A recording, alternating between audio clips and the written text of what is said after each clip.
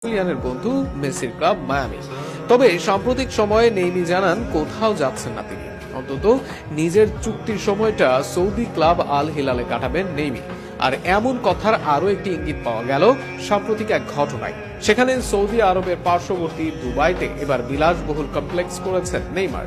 যে কমপ্লেক্স তৈরিতে নেইমারের খরচ হয়েছে $50 মিলিয়ন বা বাংলাদেশি টাকায় প্রায় 600 কোটি টাকা।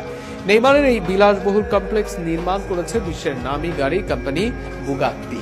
বুগাত্তির অধীনে এই প্রজেক্টের নাম দেওয়া হয়েছে বিগাতি।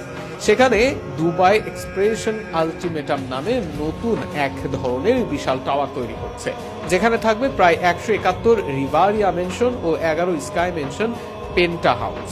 2027 সালে উদ্বোধনের উদ্দেশ্যে এর মধ্যে কাজ শুরু করেছে কোম্পানিটি।